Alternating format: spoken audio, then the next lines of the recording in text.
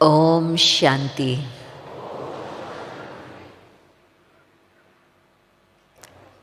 मधुबन में आप दूर दूर से आए हैं, तो मुझे लगता है कि आपके कदम कदम में खूब कमाई तो होती ही रही है, परंतु यहाँ पहुँचते ही मधुबन के वातावरण के अंदर आपको विशेष प्राप्ति का अनुभव जैसे ही पाँव रखा वैसे शुरू हो गया होगा। मैं ठीक कह रही हूँ?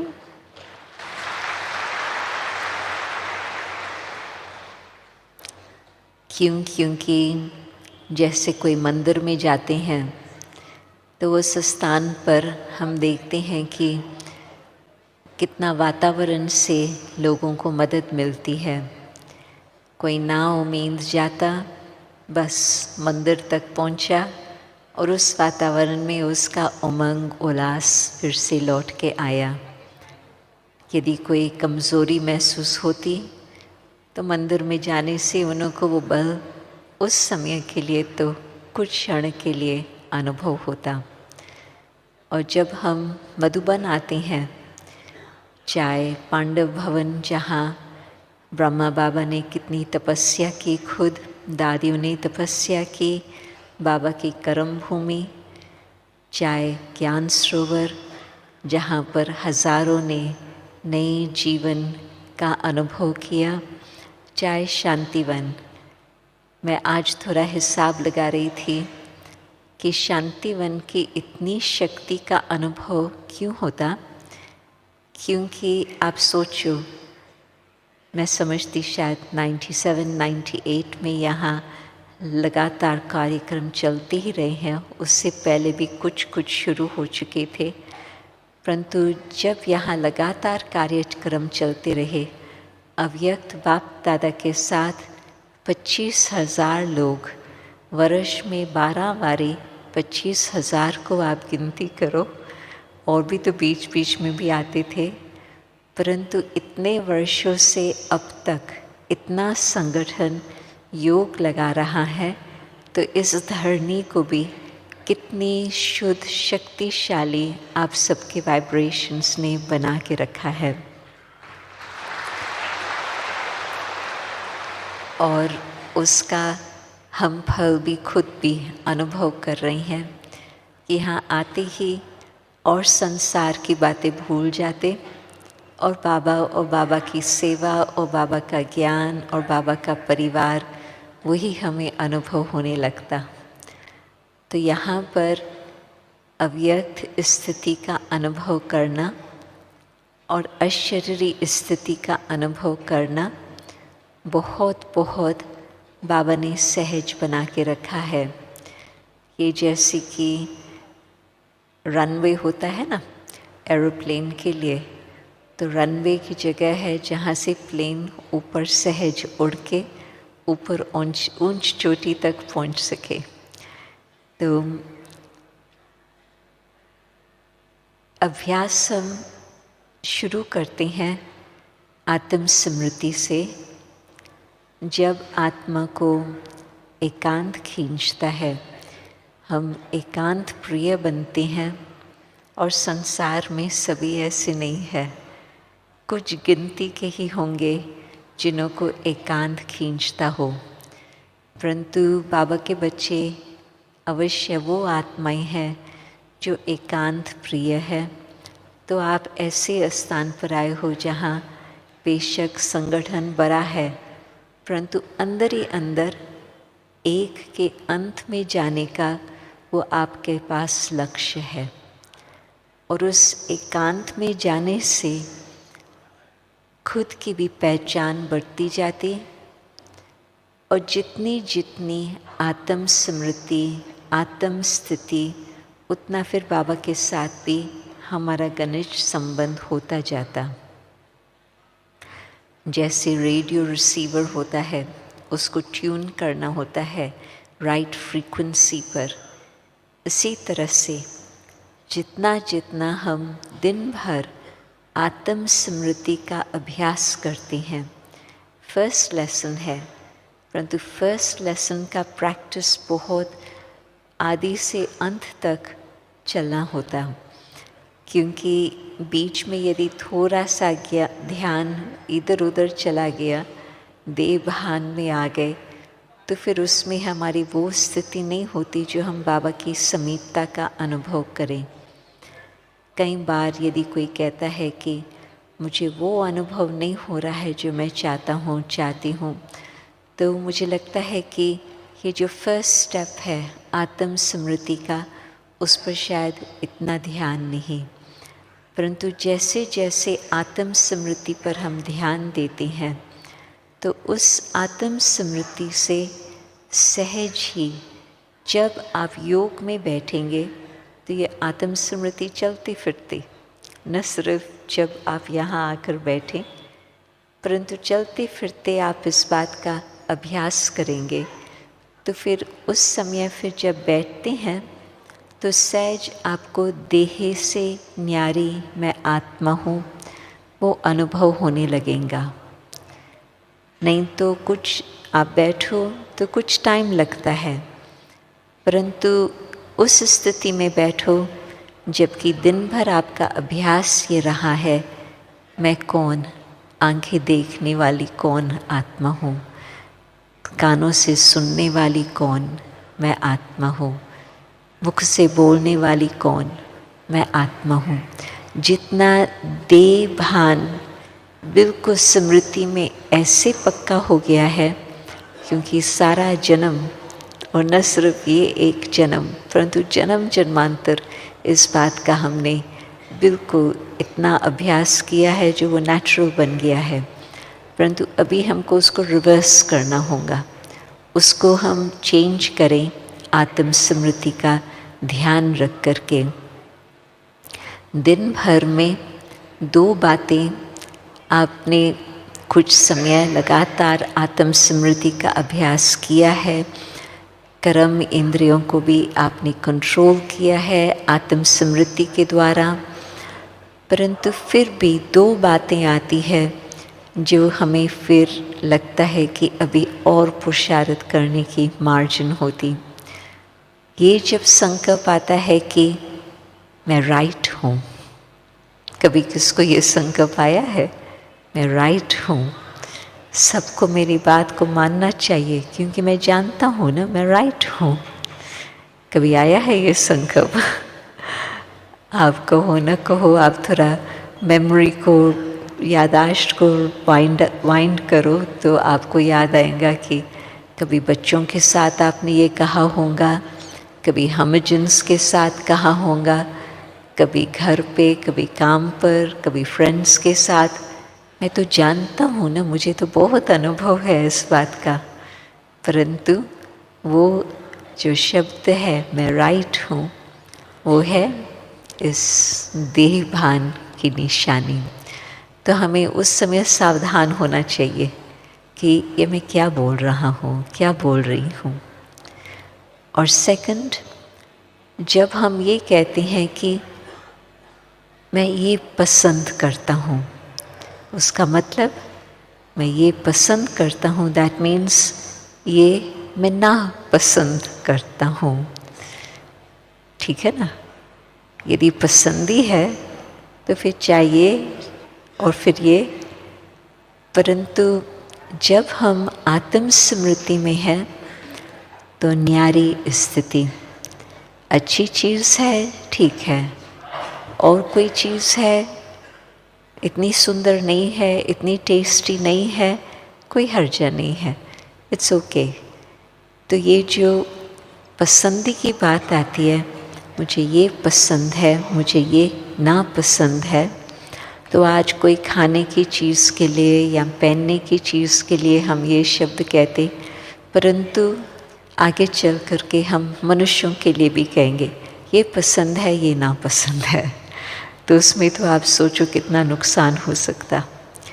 तो ये 2 पॉइंट्स आती है जो बिल्कुल आप अपने को कैच करना, ये सावधानी आती है कि हम अपने पर ध्यान रखें कि ये इन 2 बातों से हम फ्री रहें।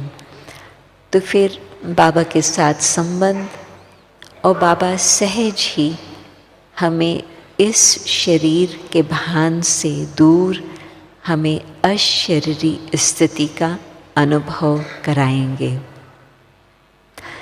बाबा ने हर प्रकार की बात बिल्कुल बहुत ही स्पष्ट समझा ली है, परंतु हमें वो स्टेप्स फॉलो करना होता है। और फिर उसमें भी न सिर्फ जब हम योग में बैठते हैं, परंतु योग का संबंध ही है हमारे दिन भर के दिनचर्या के साथ। और विशेष आप देखेंगे कि दिन भर की दिनचर्या जो रही है उसका फिर कनेक्शन होता है अमृत वेले के साथ। हमने दिन भर अच्छी तरह से ध्यान रखा होगा अपनी दृष्टि, अपनी वृत्ति, अपनी कृति पर, तो फिर हमें वो मदद मिलेंगी जो अमृत वेले हम बाबा को याद करें और बाबा हमें देह से न्यारेपन का अनुभव कराकर हमें अशरीरी स्थिति क्या होती उसका अनुभव करा सके। तो बाबा कहते हैं कि आपकी योगी जीवन है। योग 1 घंटे का 2 घंटे का नहीं है, परंतु जीवन ही योगी जीवन है। तो जितना हमने श्रीमत पर ध्यान रखा होगा दिन भर, उतना ही फिर हमें योग के समय बाबा विशेष अनुभव कराएंगे।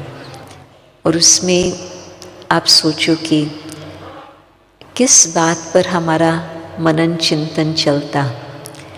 क्या दिन भर हमारा मनन चिंतन ज्ञान की बातों पर चलता?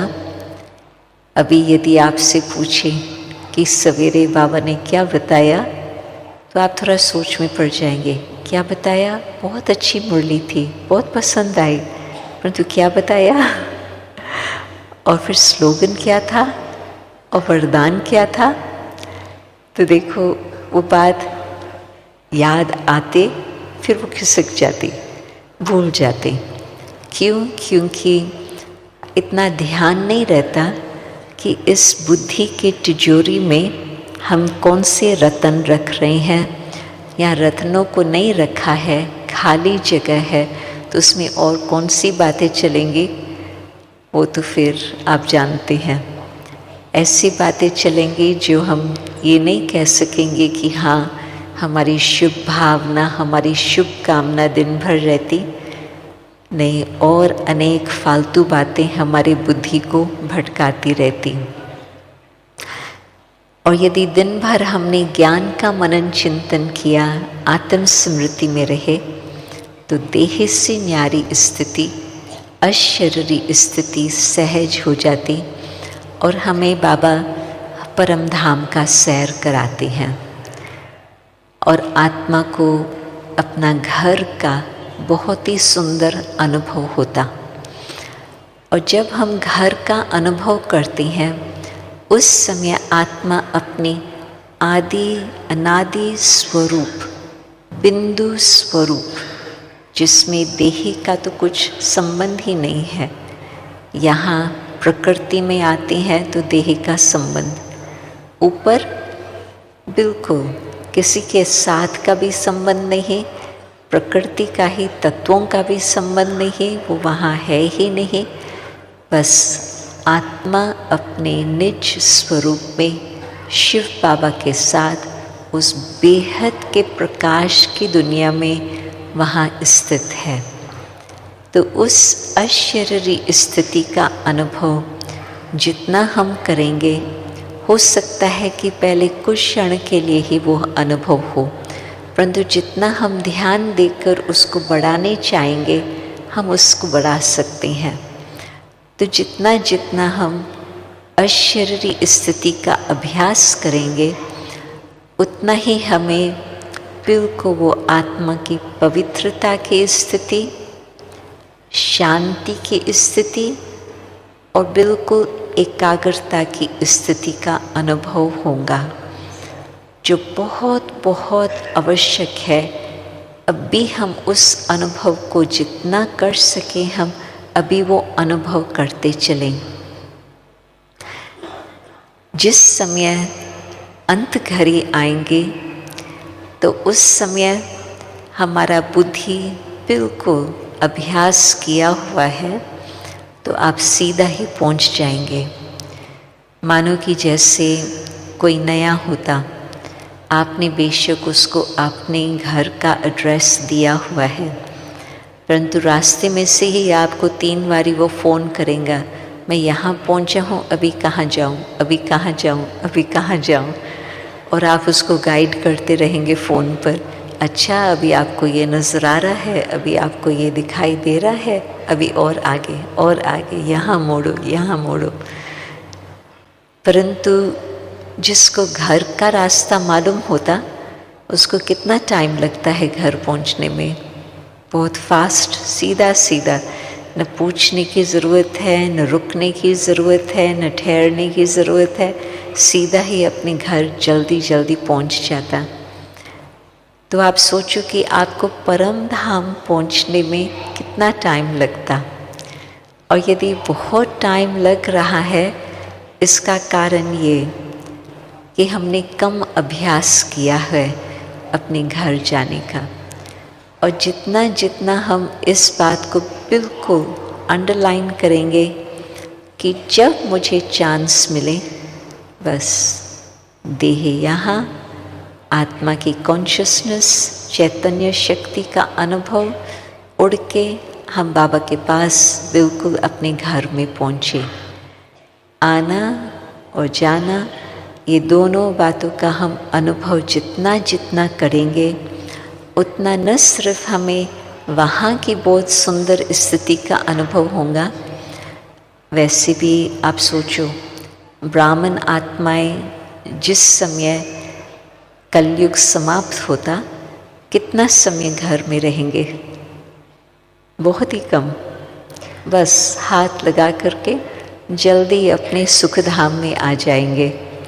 कौन चाहता है कि जल्दी हम परमधाम से अपने सुखधाम में आ जाएं? समझा प्रश्न न? तो आप ऐसे अपना पुरुषार्थ रखें जो बस एक संकल्प से घर पहुंच जाओ, और फिर हाँ, उस समय जल्दी ही हम स्वर्ग की दुनिया में पहुंच जाएं।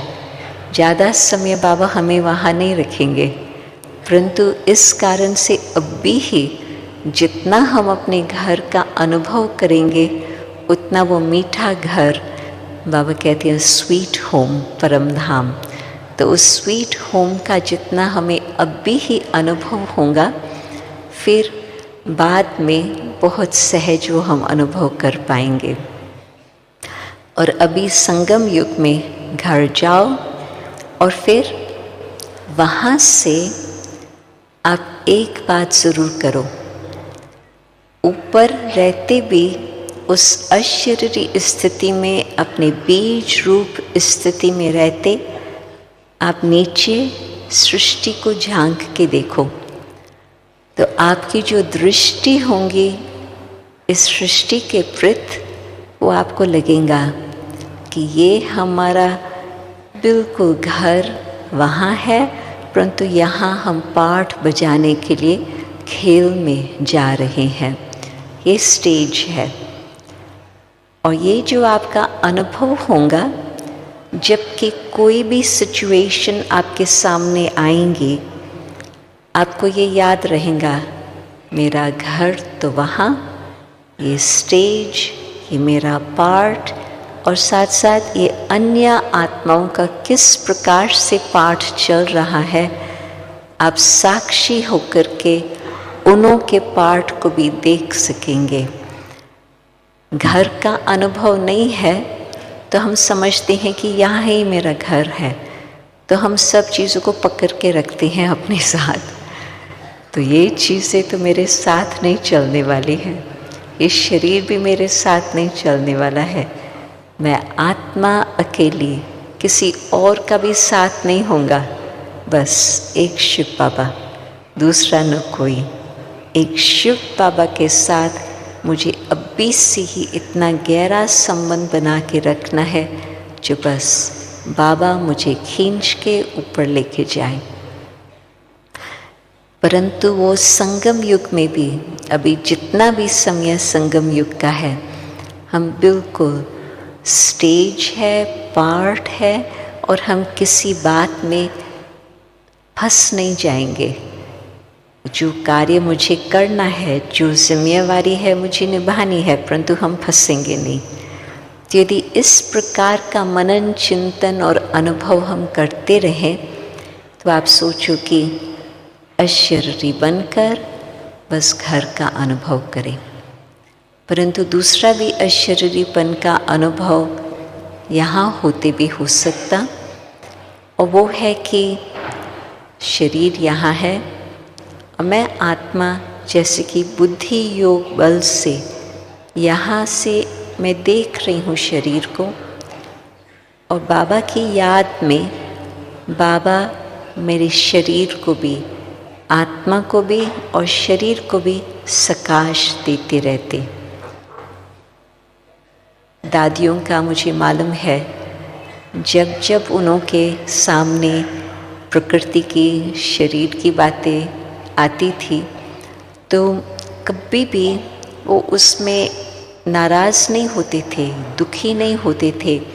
हिसाब किताब चुकतू हो रहा है वो अलग बात, परंतु उसमें उनके मन में कुछ अशांति हो, कुछ लगे कि मेरी कुछ भोगना है, ऐसे कभी नहीं होता था।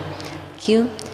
क्योंकि उनको ये अभ्यास था, शरीर यहाँ, मैं आत्मा बाबा के साथ, बिल्कुल बाबा की लाइट और माइट मुझ आत्मा को मिल रही है और वो लाइट और माइट शरीर को भी मिल रही है। जब बाबा हमें ये कहते हैं कि आज जैसे बाबा ने कहा आपके पास दो बल है, एक तो है पवित्रता का बल और दूसरा फिर है योग बल। तो जिस आत्मा को योग बल भी है, पवित्रता का भी बल है, बाबा की मदद भी है, तो वो अपने शरीर को भी बिल्कुल उस, जबकि कोई भी दर्द है, कुछ शरीर का कष्ट है, परंतु वो जो बाबा का सकाश हम शरीर को भी देते हैं, उसको भी जो मदद मिलती, फिर बाबा का कारोबार नहीं रुकता, जल्दी ही वो ठीक होकर के फिर सेवा भी होती। परंतु उस समय भी आप लोग कई हैं जो पुराने भी बैठे हैं, तो उन्होंने तो दादियों को देखा कि शरीर को कष्ट है, परंतु चेहरे में बाबा की याद, बाबा की स्मृति, और हम लोगों को भी बहुत अच्छी अच्छी बातें सुनाकर उड़ाते रहते थे। उनको शरीर का कष्ट कभी आत्मा को दुख नहीं देता था। हिसाब किताब चुकतू हो रहा है, क्यों? अशरीरीपन का अभ्यास। तो मैं कहेंगी कि सीधा हम कहें हम अव्यक्त स्थिति का अनुभव करें, वो मेरे लिए इतना सहज नहीं है।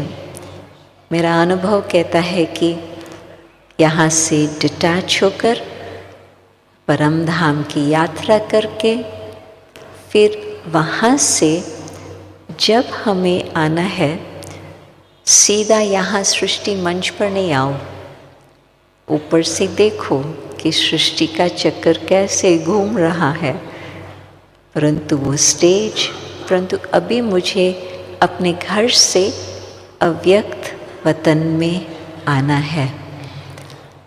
वहाँ पर मेरी मुलाकात होती है अव्यक्त ब्रह्मा बाबा के साथ, और अव्यक्त ब्रह्मा बाबा के साथ साथ शिव बाबा भी है। बाप दादा इकट्ठा ही कार्य कर रहे हैं आज तक, ऐसे नहीं कि अभी एक कर रहा है। बाबा का इतना सुंदर कार्य कैसे चल रहा है। अव्यक्त बाप दादा आज तक भी अपना कार्य कर रहे हैं, तभी तो इतनी सब संख्या में भागते भागते बाबा के घर आकर पहुंचते हैं।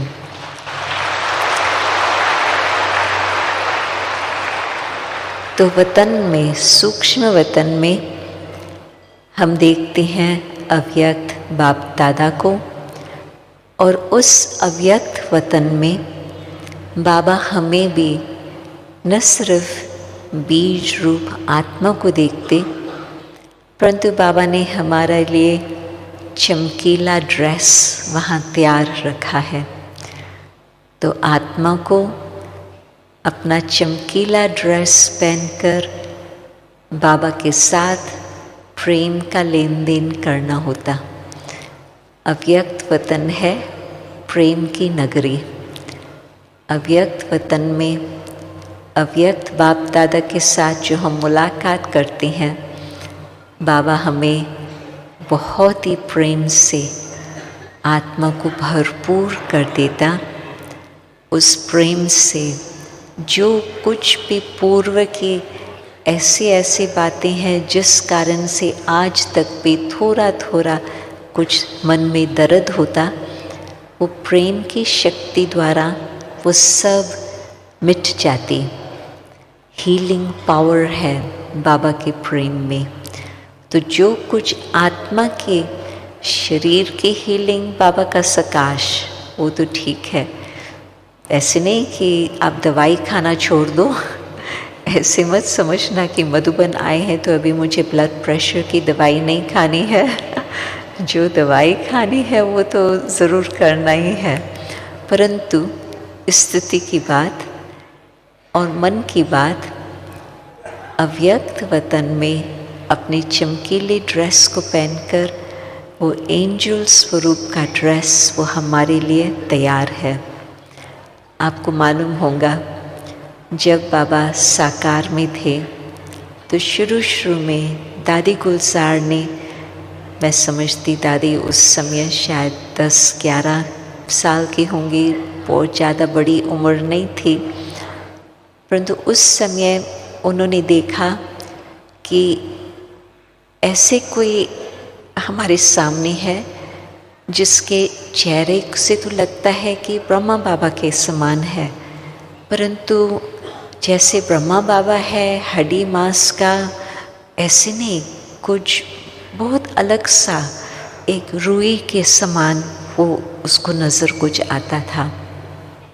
तो वो साक्षात्कार उनको 1-2 बारी हुआ। तो फिर इन्होंने जाके मम्मा को बताया कि मम्मा ये मुझे सामने आ रहा। तो मम्मा ने कहा कि वो कौन है। दादी तो छोटी थी, नहीं मालूम। अच्छा, दूसरी बार जब वो आए तो मुझसे पूछना कि आप कौन हो। तो नेक्स्ट टाइम जब वो साक्षात्कार हुआ, दादी ने पूछा कि संकल्प से ही सारा कारोबार चलता है वतन में, तो संकल्प था, तो कुछ जवाब नहीं मिला। तो उसने आकर के मम्मा को यही बताया। फिर मम्मा ने कहा अच्छा ठीक है, बाबा के पास चलते हैं। बाबा से पूछा, बाबा को बताया क्या दर्श है, तो बाबा से पूछा, तो बाबा कहता अच्छा ठीक है बच्ची, शिव बाबा को जब सुनाना होगा शिव बाबा आकर बताएंगे। और वो दिन चल रहे थे योग तपस्या के, क्योंकि उन दिनों में 3 दिन का साइलेंस, 10 दिन का साइलेंस, 1 मास का साइलेंस, इस तरह से उनका अभ्यास चलता रहा।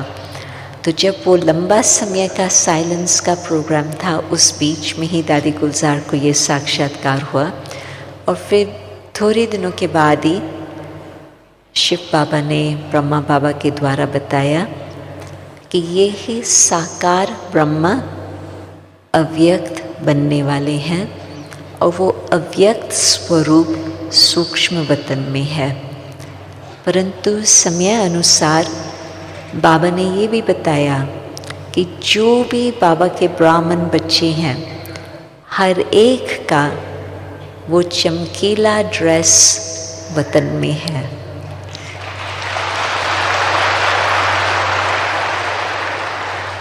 वो ड्रेस आपका आह्वान कर रहा है।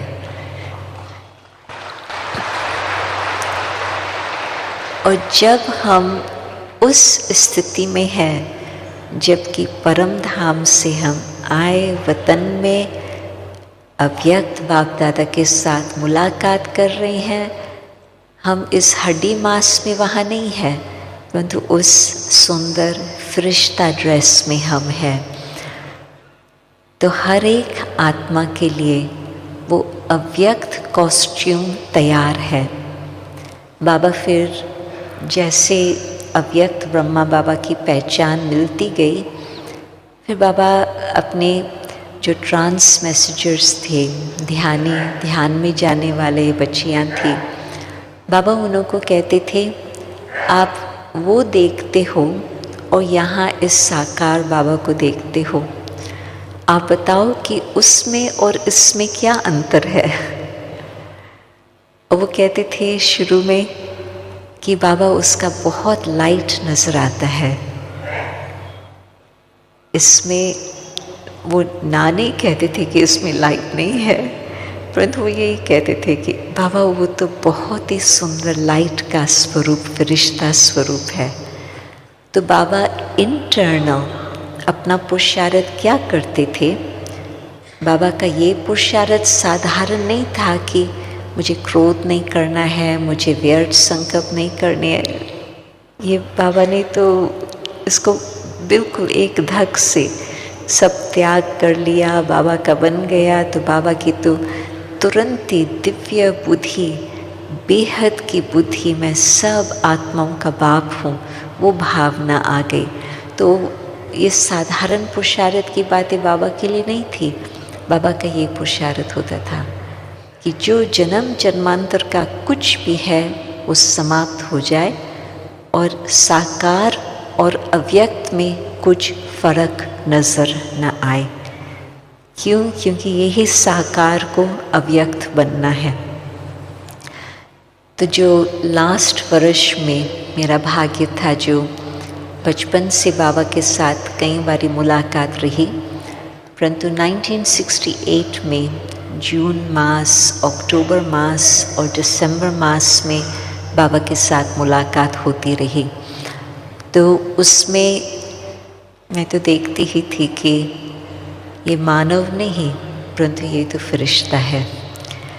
और बाबा का बोल चाल, बाबा के नैन चैन बिल्कुल ऐसे रोशनी वाले थे जो बाबा की दृष्टि आत्मा को देह से पार ले जाने वाली। बाबा के बोल आत्मा को बहुत ऊंचा नशा चढ़ाने वाले। बाबा के एक एक कार्य में लगता था कि बाबा की कितनी बड़ी दिल, कितनी बेहद की दिल, कितनी बेहद की बुद्धि है। और बाबा जो वचन उच्चारण करते थे वो सत्य उसका स्वरूप हो जाता था। वो फिर डिटेल की बातें, परंतु ये प्रैक्टिकल इस साकार सृष्टि में एक चलता फिरता फरिश्ता नज़र आते थे बाबा। परंतु बाबा सब अपने ब्राह्मण बच्चों को एक वरदान देते हैं, तत् त्वम आस्मि। जैसा बाप वैसे बच्चे। तो बच्चे भी अपना वो अनुभव कर सकते कि मेरे लिए जो बाबा ने वो ड्रेस तैयार करके रखी है, मैं वतन में उसको स्वीकार करके फिर बाबा ये नहीं कहेगा कि ये कॉस्ट्यूम यहाँ छोड़ के जाओ। बाबा कहते हैं ये तो आपकी ही कॉस्ट्यूम है, आप इस कॉस्ट्यूम को अपने साथ नीचे लेके आओ। तो यहाँ साकार दुनिया में चलते फिरते यदि हम ये ध्यान रखें कि मुझे व्यक्त भाव में नहीं आना है, साधारणता में नहीं आना है, मुझे उस अव्यक्त स्थिति को ही बनाकर रखना है, तो हम भी बहुत जल्दी ऐसे ही फरिश्ते बन जाएंगे। बाबा तो आह्वान कर रहे हैं। आप सोचो बाबा को कितने वर्ष हो गए हैं। इतने वर्षों से 54 इयर्स से लेके बाबा वतन में हम सबका इंतज़ार कर रहे।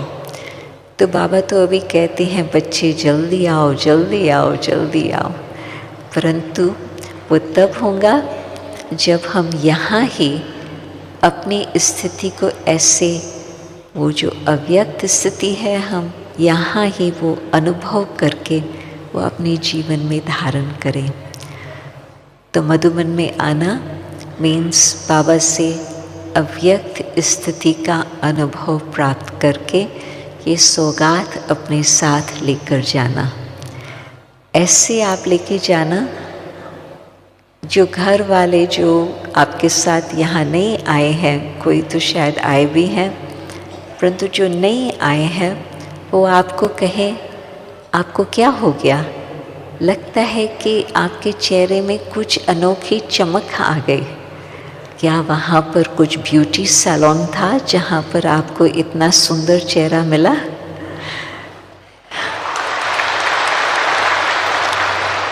आपने वहाँ क्या किया जो आपका इतना सुंदर सब रूप रेखा बदली हो गई, इतना सुंदर आप बन करके आ गए? तो उन्हों को भी पता चलेगा कि शिव बाबा कर्तव्य क्या करते। शिव बाबा हर आत्मा को बिल्कुल शाम से सुंदर अभी ही बना रहे हैं अपने अव्यक्त रूप के द्वारा, अव्यक्त स्थिति धारण करके। तो अव्यक्त स्थिति में यहाँ पर भी हमें क्या पुरुषार्थ करना होगा।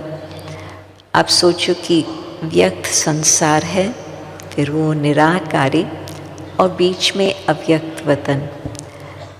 हम कितना समय यहाँ रहते व्यक्त में और कितना समय हम अपनी बुद्धि योग से अव्यक्त का अनुभव करते, वो है हमारे पुरुषार्थ के ऊपर।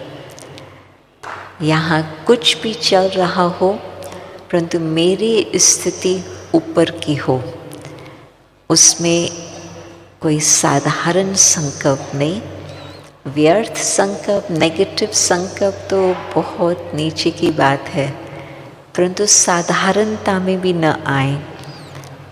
तो चलते फिरते हम एक एक को किस दृष्टि से देखें, उस अव्यक्त दृष्टि से देखें, उनको आत्मा के स्वरूप में देखें।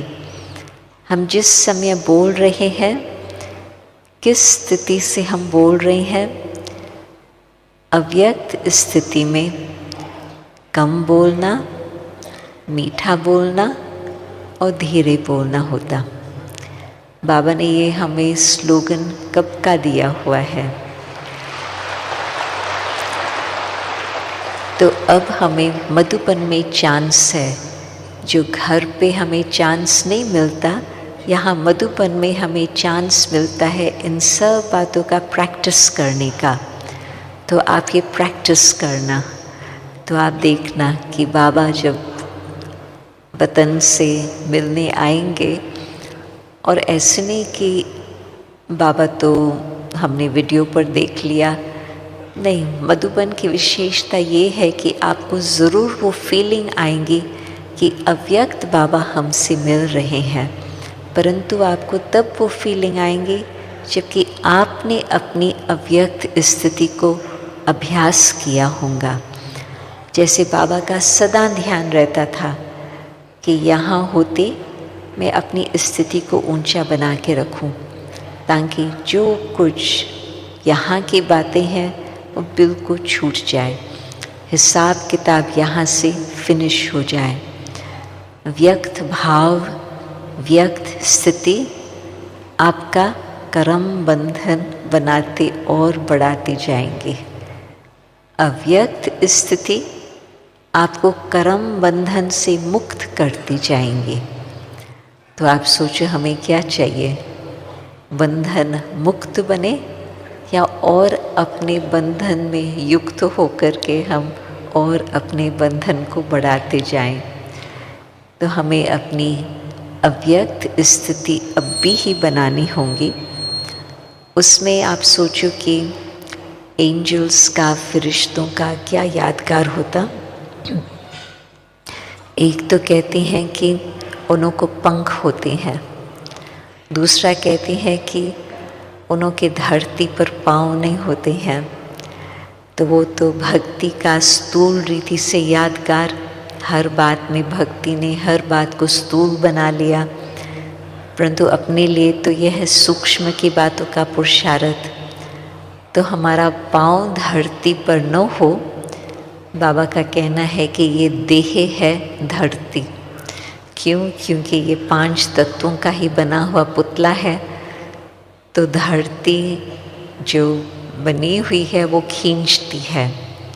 रिसेंटली बाबा की मुरली में ये बहुत इंटरेस्टिंग बात थी कि आत्म स्मृति कितनी सहज बात है, परंतु क्यों हमें कठिन लगता?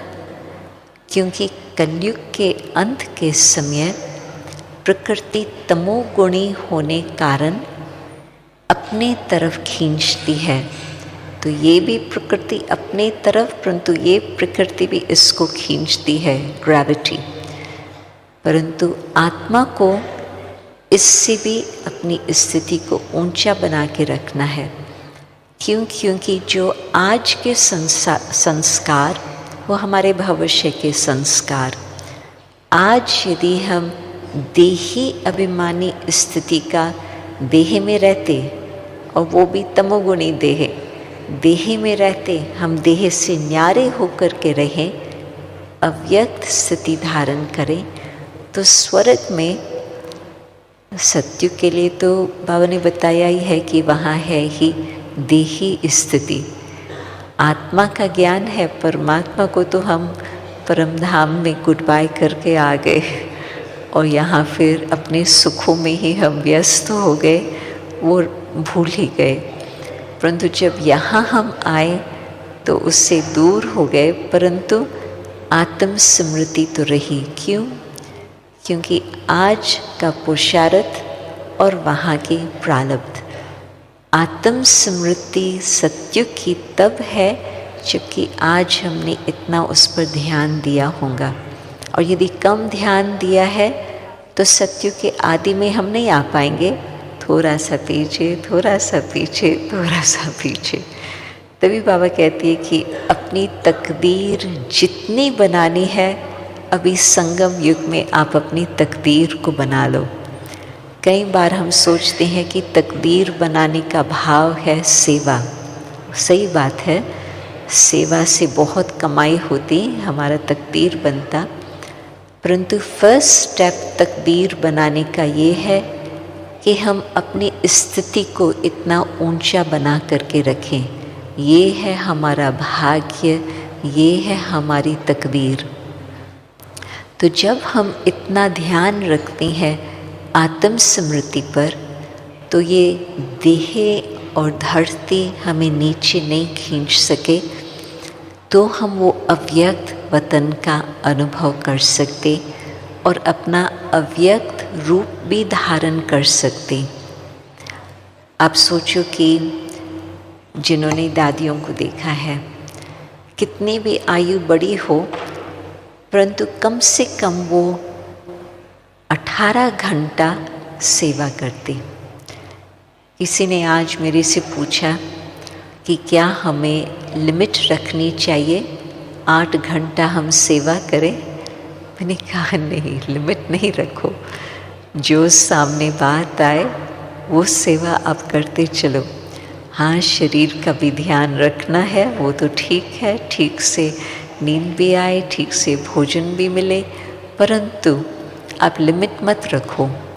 परंतु दादियों का तो एग्जाम्पल यही रहा कि 18 घंटा उन्होंने सेवा की और थकते नहीं थे। लास्ट तक भी बड़ी दादी के पास हम जाते थे 10:15, 10:30, और दादी उस समय मुरली पढ़ रही होती थी नेक्स्ट डे की तैयारी के लिए। तो दादी उसको कहती थी, ये है हमारी गीता पाठशाला, रात्रि क्लास।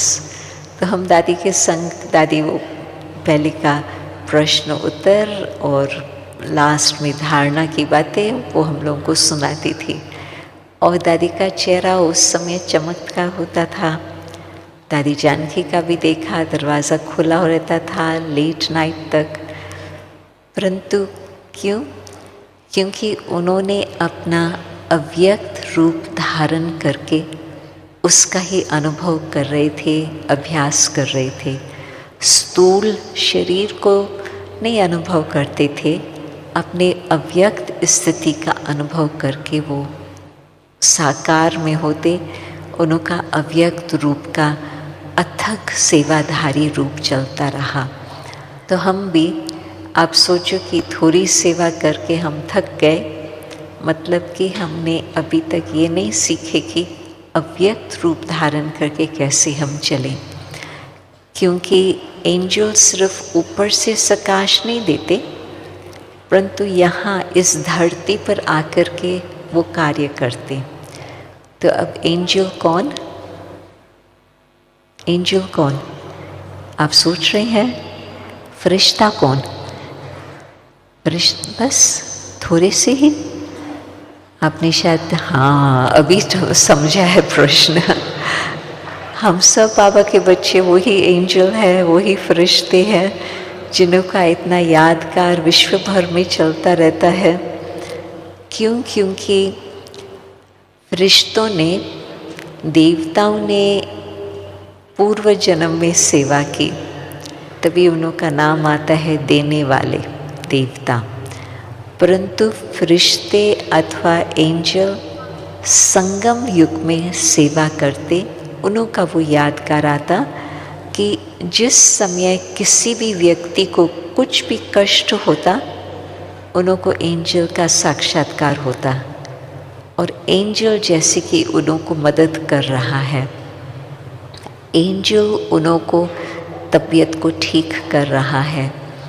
कईयों ने मुझे ये अनुभव सुनाया होगा कि ब्रह्मा बाबा, उनको मालूम नहीं है कि ये ब्रह्मा बाबा है, परंतु जिस समय 14 साल के थे, 21 साल के थे, ये कई विदेशियों ने मुझे अनुभव सुनाया कि हम तो उस समय अपने लौकिक कार्य में ही व्यस्त थे, परिवार में थे, परंतु कुछ बीमारी आई, कुछ इस तरह से एक्सीडेंट हुआ और वो हॉस्पिटल में है। और हॉस्पिटल में कोई सफ़ेद धारी वस्त्रधारी उनको सामने आकर के कुछ ऐसे जादू का लकड़ी चलाता अथवा कुछ उनको ऐसे प्यार से उनको मसाज करता, वो फिर ठीक होने लगते। फिर वो ढूंढने लगते वो डॉक्टर कौन था जो मेरे पास आया, तो उनको कोई पहचान वाला ऐसे नहीं मिलता। फिर जब कुछ वर्षों के बाद बाबा के सेंटर पर आते हैं, बाबा का चित्र देखते हैं, कहते हैं कि ये मेरे पास आया था, हमको ठीक करके गया। तो उस समय तो एक ब्रह्मा बाबा की कहानियाँ हम सुनते थे। अभी सारे विश्व में कितनी दुख शांति फैली हुई है, तो बाबा के मददगार बच्चे कौन? हम सब बच्चे। तो हम सबको अपना अभी ऐसी स्थिति बनानी है जो स्थूल बातों से बुद्धि ऊपर चले गई, कोई भी स्थूल आकर्षण भी न हो, परंतु कोई भी स्थूल बात का फिक्र अथवा चिंता भी न हो। इन सब बातों से ऊपर आप परमधाम का अनुभव करें, अशरीरी स्थिति का, और वहाँ से आप वतन में आकर के फिर अपना फरिश्ता रूप धारण करके फिर यहाँ इस साकार दुनिया में जिसको जो ज़रूरत है, जैसे आप सब बाबा के मैसेंजर्स बनकर उन आत्माओं को वो आप सकाश देते हो, उनको मदद देते हो।